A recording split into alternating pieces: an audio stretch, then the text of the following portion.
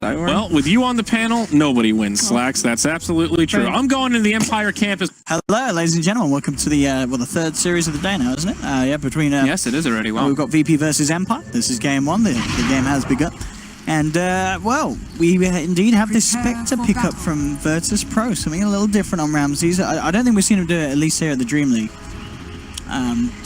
But what do you think about it? That final sort of pickup. Do you like it? Is it a good way to try and out carry the Troll Warlord? They're going for late game, right? With all this type of thing, they just want to stall it out with the Train Protector, and it looks like they're actually setting up for an aggro tri-lane. They're going to put the Centaur in a 1v1, and they're going to try to... Yeah, the CM, I mean, Train Protector, one of the best heroes in that type of aggro kind of potential, even though he got that, you know, this is the root Train, of course. But, yeah, I mean, it's an interesting approach. It's definitely a bit greedy, but if they can stall the game out, they do have some pretty strong late game. But, yeah, Empire has some very... meta heroes, I guess you could say. It's a very new patch still, almost about a week old, but this is a lot what we were seeing at Starladder, of course. Starladder did just end, but yeah, the Bat Rider's been coming back into favor quite a bit. Ghostic plays it a lot, and Jakiro as well. This hero is going to be quite strong, and yeah, Troll Warlord. Troll OD. I mean, Troll has been... Troll OD. And they do have a heavy objective taking on the side of Empire. You know, they can push towers very well, while the side of VP... they don't really take push towers. That's at all. Spectre and Ember Spirit. They don't hit towers at all. And they don't hit Roshan. No, that is true.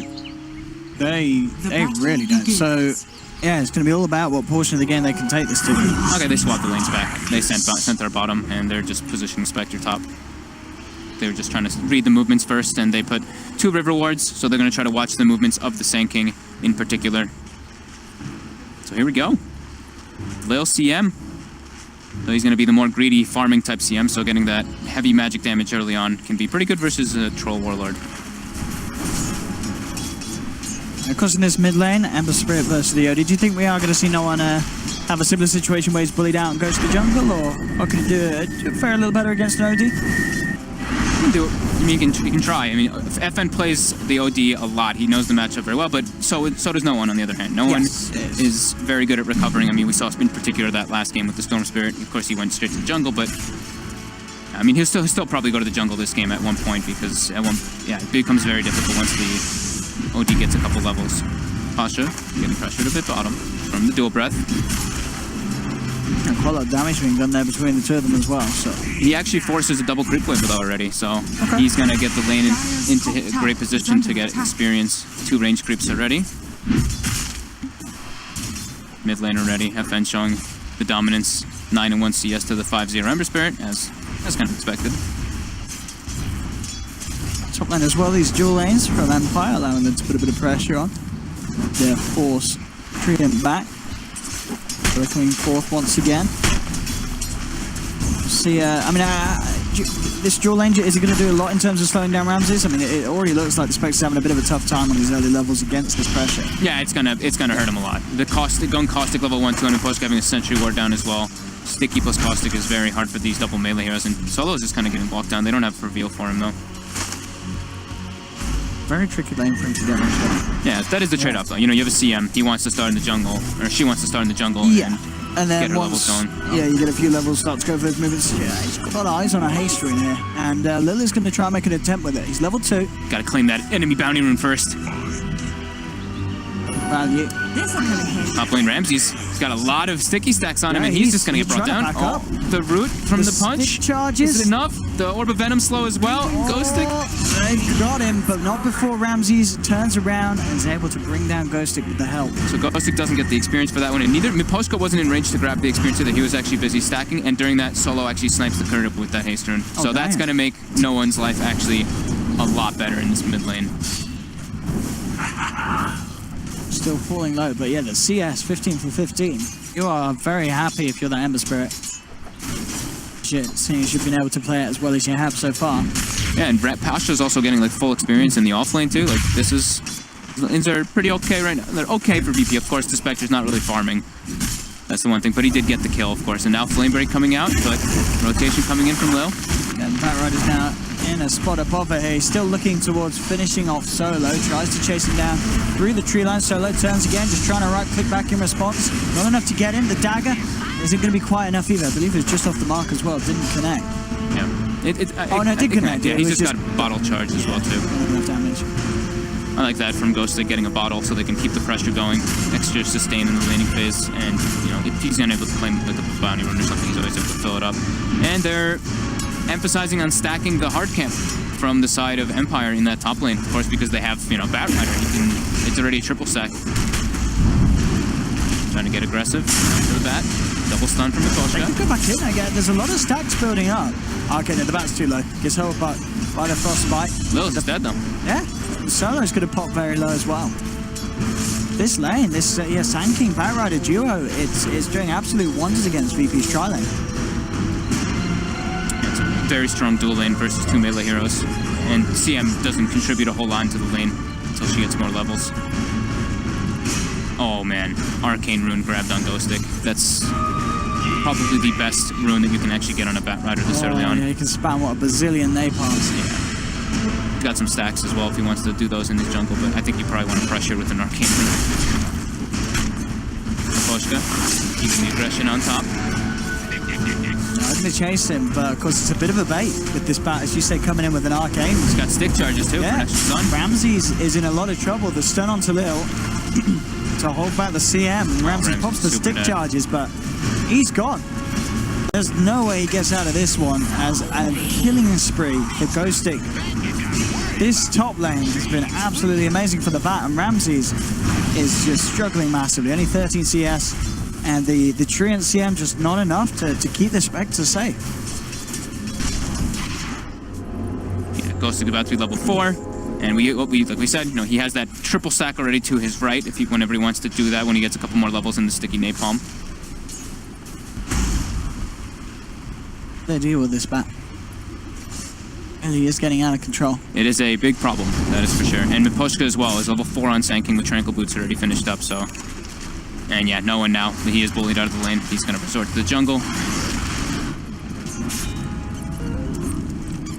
As we've seen in previous games, he should be fine with this. Yeah, he does. He can keep the pace up. Yeah, he recovers. And he's rushing the Veil build as kind of expected, you know, with that. They're trying to go for that magic kind of damage versus the Troll Warlord early on. Want to make sure that they have got the tools for these early fights where they're probably going to be fighting for them most of the time without the Spectre. Just so that Ramses gets his space elsewhere on the map and is able to catch up, because part of the farm has not been here. Put him in this safe lane. Smoke up from Empire, Miposhka. Yeah, they leave the troll bottom alone now. He can deal with versus a Centaur on his own, so Roger. Rotation coming in from Miposhka, getting some aggressive wards down too. And they have a full bottle on Ghostic again, so Bill looking to be the one. Look at the focus straight away. Living Armor not going to help against the fire of the dragon. Not for killing this lane. Empire are working wonders on this top lane. And it's stack time. It's triple stack. It's going to have to be brought down from them. The stickies are starting to build up. This is just been absolutely incredible for Empire. There's no lot really that the rest of VP could do. They could send the CM and the Treant up there, but no one, of course, he's not interested in making rotations yet. They really want to try to secure the safe lane, but yeah, it's very tough. I mean, Ramses is getting his CS though now, though. He's at 24. The Firefly is down, so they're trying to make an aggressive move coming out, but there's still the sticky stacking up. Yeah, Lil's just come forward. He's just going to die on the CM. And in fact, with that Burrow Strike, beautifully done there from Miposhka onto 2, and with the Sentry, double kill for the Sanka is 7 for 1, and I think you just gotta leave. Now be brought down from them. The stickies are starting to build up. This is just been absolutely incredible for Empire. There's no lot really that the rest of VP could do. They could send the CM and the Treant up there, but no one, of course, he's not interested in making rotations yet. They really want to try to secure the safe lane, but yeah, it's very tough. I mean, Ramses is getting his CS though now, though. He's at 24. The Firefly is down, so they're trying to make an aggressive move coming out, but there's still the sticky stacking up. Yeah, Lil's just come forward. He's just going to die on the CM. And in fact, with that Burrow Strike, beautifully done there from Miposhka onto 2, and with the Sentry, double kill for the Sanka is 7 for 1, and I think you just gotta leave this lane and never ever come back here. If you no one also getting run down. Oh, right. There's a 4K gold lead at 7.5 minutes. VP, they are losing their lanes absolutely drastically. They have to make a recovery now at this point. Like, I think maybe leave the Spectre and go for the lanes mid lane now. More fun for FN. Maposhka comes round, sets up a kill. This is, I mean, I think coming into this, people would have expected VP to have the edge, and to be able to predict that in the first 8 minutes, VP will be getting as dominated as heavily as they are. This is impressive. Did say they had some greedy picks though. Like the laning phase is definitely Empire's, especially with the way that they landed with that dual lane pressure aggression versus Spectre Tree CM. That's one of the weaker lanes that you can actually probably think of. And Roger now rotates toward mid. Liquid Fire start adding up. Radiant's bottom tower is under attack. What? So safe behind the tier 1. Really wants to try to go for the deny. He's gonna get it. In fact, he could be in trouble himself there. Got a defensive remnant, but the damage from OD starting to build up. 5k gold lead now with that tower. Top 3 heroes on the net worth, all on the side of Empire. Very, very big problem. 4-step already pretty much. 4-step is finished up on OD, so Tread's 4-step with the null and a raindrop, sitting at 5k net worth. I'll take your tribute. I'm trying to just think about the way that VP can actually recover in this game. Like if they can actually go to lanes and try to like capitalize on that. They just kind of have to sit behind people and bait them now at this point. It's so early for that though. Pasha usually is the one to kind of bring them out from these kind of slumps, and he's doing okay for himself. You know, he's level 6 at least early on the Centaur, so maybe the Stampede, maybe with the base they could try to do that, but Roger just makes his way toward bottom now, starts throwing the liquid fires there. And Batrider is having a very good time in the off lane now. He doesn't really need the help anymore after that commanding start that they did have. He's close to that Blink Dagger, 800 away. Ramsey's just can't even walk up to the creep wave. Can't. But now, okay. So no one is going to try to make he's going to try to make the space. He's going to try to gank top lane. Yeah, see if they can get Ghost Stick before he gets that Blink Dagger. See what he can do. Please. You able to at least hit the creeps here with this amount of backup, but it's requiring the resources of 4 members of VP. And Ghostic just backs away. The line is drawn. You know, Empire are aware that the VP are looking for that sort of play, and they just get out of there. Or at least make sure that there's not just one of them. They're going to have the backup of FN. They're bringing in the OD. Ghostic goes forward. Will be gone upon it. Gets the lasso off. Can FN do anything in return? It'll pop the Sanities down, but the Stampede's there. VP on the way out. They'll get the kill. They get out. So even though FN came up and it did look like they were aware something was going to happen, it wasn't enough to be able to turn it around and punish VP for the play, as VP get away with it. Yeah, that's definitely like the road to recovery though for VP. Like small things, sitting behind the carries, kind of baiting plays is the way to try to come back out of this deficit. But they don't have good tower pressure. You know, they don't have any way to kind of do anything like that, and they only have what CM is their deep push. So the split push comes out from Empire already. They're pressuring bottom lane with the Jakiro tanking and top lane with the Troll OD, and they just are calling GG. Yeah, it's okay. What? They don't see a road to recovery with this, with the ways the lane went. 11 minutes. I mean, I guess. Okay. They just feel that they got so heavily outdrafted that they're just calling it this early.